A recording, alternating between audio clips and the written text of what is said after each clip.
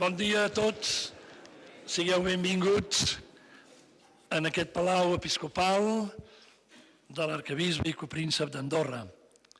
Molt il·lustre senyor cap de govern, senyora síndica general, senyor president del Tribunal Constitucional i senyor president del Consell Superior de la Justícia.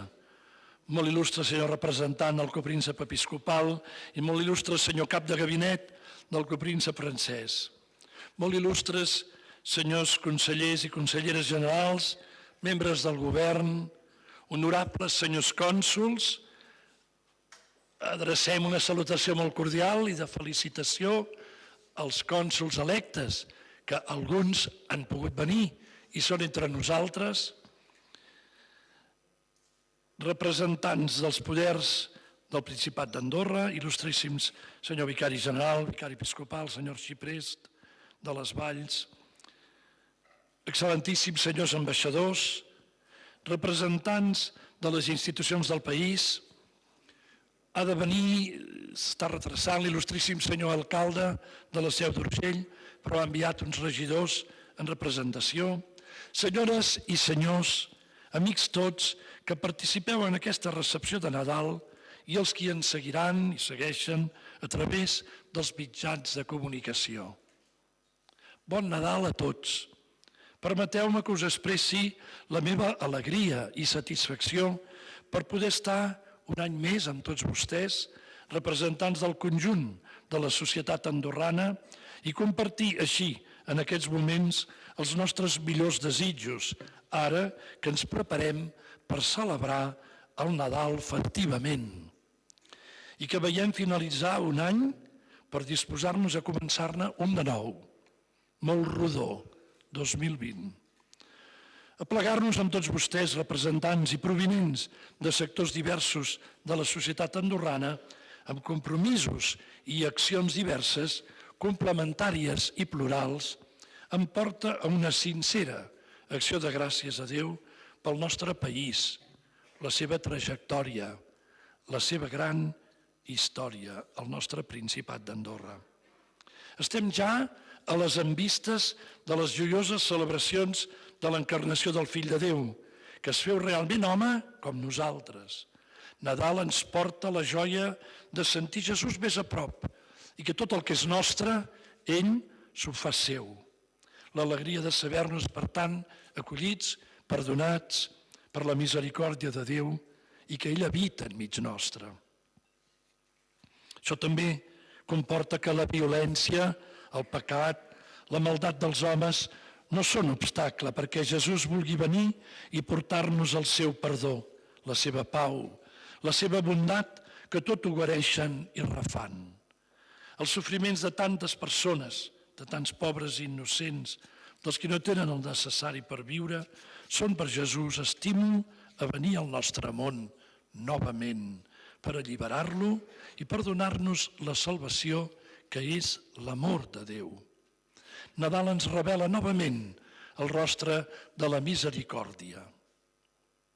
Acabem de celebrar el segon procés electoral d'aquest any, les eleccions comunals, i després de les eleccions al Consell General i la designació del nou govern, que per primera vegada és de coalició, comença un període d'estabilitat pel nostre país. Precisament aquest 2019 vam commemorar amb molta solemnitat els 600 anys del privilegi del bisbe Francesc de Tobia, pel qual quedà legitimat l'òrgan del Consell de la Terra. I a partir del privilegi de 1419, els prohoms de les Valls d'Andorra podien elegir anualment els seus representants per tenir cura dels afers que els afectaven.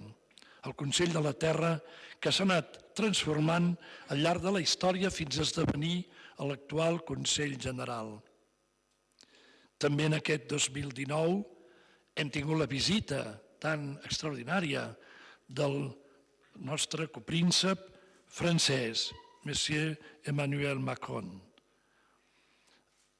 Li hem enviat una ambaixada, com que no podia estar aquí, li hem enviat els nostres petits cantors, que ahir al Palau de l'Elysée van quedar i van fer quedar molt bé el penó d'Andorra. I em consta que el copríncep els va felicitar molt. He vist algunes fotografies. Fa molt de goig veure la nostra joventut i la nostra infància a prop del seu copríncep francès, la qual cosa fa que aquest any no els tindrem aquí. Us suplirem per un violoncel, serà molt bo, però no podrem, tot no es pot. Com els deia, els dos processos electorals que hem viscut en aquest 2019 ens demostren fefaentment que la societat andorrana ha mirat endavant, malgrat les dificultats, expressant democràticament la seva voluntat a les urnes i exercint el seu discerniment sobre persones i candidatures. Vull fer arribar el meu sincer reconeixement a totes les autoritats del país. Consell General, per primera vegada presidit per una dona síndica, el nostre govern, els comuns, els que ho deixareu a partir del dia 1, i els que hi entren, que s'han presentat, que han estat elegides totes aquestes autoritats democràticament i que volen treballar pel país i les parròquies, per tots els ciutadans. És el meu anhel també, l'anhel dels coprínceps. Tots els que exercim autoritat ho fem realment per a tots, sense excepció de persones o d'idees. Reconeixement que faig extensiu a les vostres, a les seves famílies d'aquestes autoritats, que ho sabem, se sacrifiquen generosament amb ells. Seguim així les bones tradicions andorranes de servei a la cosa comuna i cercant sempre el bé comú. Gràcies a tots els elegits democràticament i que Déu us ajudi a realitzar les vostres responsabilitats amb dedicació generosa. Desitjo que puguin treballar bé i que tot trobin la col·laboració de tots els ciutadans per les grans causes que tenen al davant, que tenim al davant.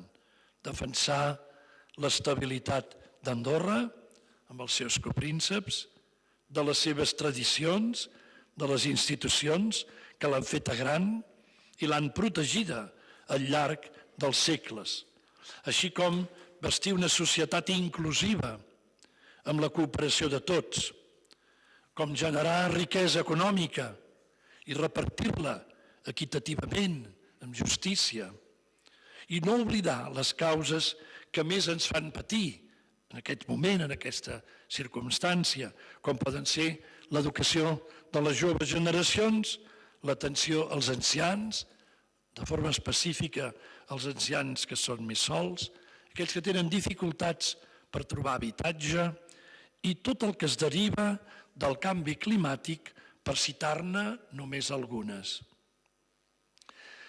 Amb motiu de la cimera de Madrid COP25, crec que el Principat d'Andorra i els andorrans estem invitats a ser un principat pioner i modèlic en la protecció del medi ambient i el desenvolupament sostenible, amb experiències reals d'economia circular. I hem de fer esforços, ni que siguin costosos.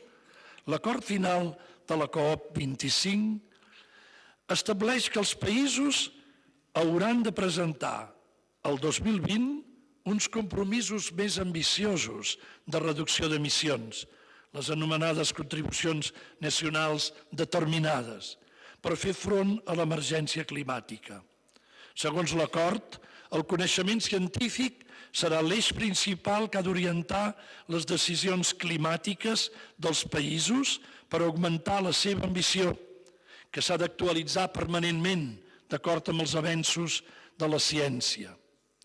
El text recull l'imperatiu que la transició cap a un món sense emissions sigui justa i impulsi la creació d'ocupació bona, decent, han dit molts. La necessitat de treballar més pel compliment dels objectius de les cimeres de París, i té moltíssim compromís el copríncep francès Macron, i ara la de Madrid, es pot unir al compromís que el papa Francesc reclama d'una ecologia humana integral, El terme és seu, en la seva famosa encíclica de l'any 15, Laudato Si. Ecologia humana integral que defensi natura i persones, que inclogui límits infranquejables, diu el Papa, que asseguri la protecció dels ecosistemes davant de noves formes de poder derivades del paradigma tecnoeconòmic.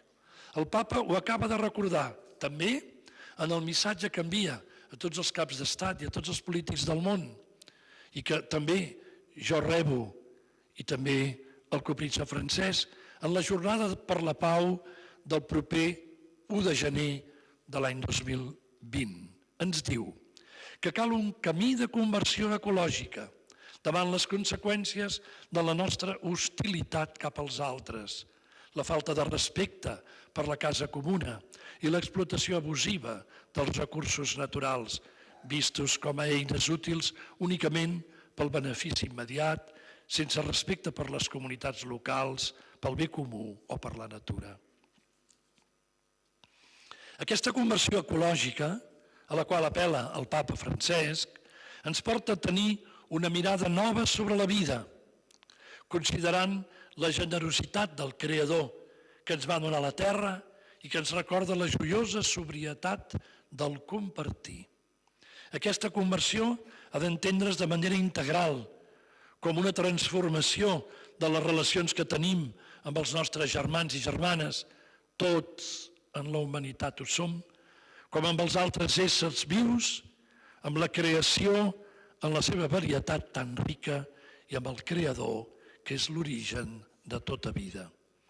Crec que les nostres joves generacions andorranes, com també les d'arreu del món, l'emblema, la dona de l'any, és una jove que ho va proposant amb coratge. Crec que les joves generacions que tenen el perill de sentir-se poc motivades per la cosa política és a través de l'ecologia i del compromís ecològic que s'integraran més en la societat. És un convenciment meu, però estic segur que els que de vostès són pares i mares, sobretot de gent jove, saben que això és així.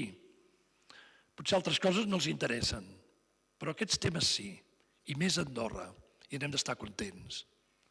La conversió ecològica, doncs, és un procés que ha d'afectar a tota la societat i ha d'afectar la ciutadania, no només les empreses o els governs. A vegades llancem la bola a d'altres, però està en la teulada de tots. Precisament, l'acord final de la COP25, quan va posar en relleu també en el seu Parlament el nostre cap de govern, subratlla l'acció climàtica dels actors no governamentals, a qui convida la COP25 que la incrementin i generin estratègies compatibles amb el clima. Són els grans objectius que ens hauríem de poder marcar en aquest nou any i en els propers anys. Estem invitats a fer costat a les veus que denuncien els errors comesos envers el medi ambient, acollir les recerques dels corrents científics més fonamentats i fer cas dels enfocaments que veuen en el desenvolupament sostenible un paradigma per l'estudi de les polítiques, a més de benestar i de desenvolupament en altres camps. Tot està interrelacionat. La defensa de la creació ha estat elevada pel Papa Francesc a la categoria de deure moral envers Déu i els homes, de manera que passa a ser tan vertebral, universal i imperativa com la pau, la igualtat, la dignitat, els drets humans i la justa distribució de la riquesa. Finalment, benvolguts amics, Nadal és una crida a la solidaritat amb els pobres, ja que Jesús es feu pobre a Betlem. Si escoltem la veu de Déu, descobrirem que no només estem cridats a tenir cura de la fragilitat de la creació, sinó també i sobretot de la fragilitat de les persones, dels infants, d'una manera ben especial. Voldria que el pessebre, que tots fem a casa, tant de bo el féssim tots, parlés a la nostra vida. En tot lloc i de tota manera, el pessebre parla de l'amor de Déu, diu el Papa, el Déu que s'ha fet infant per dir-nos que està a prop de tot ésser humà, sigui quina sigui la seva conducta. Benvolguts, us desitjo pau i joia en aquest Nadal. Prego per tots. Us recordo amb afecte a vosaltres i a les vostres famílies i us desitjo un bon Nadal ple de la gràcia del Senyor. Amb tots aquests sentiments els invito a cridar de cor. Visca Andorra!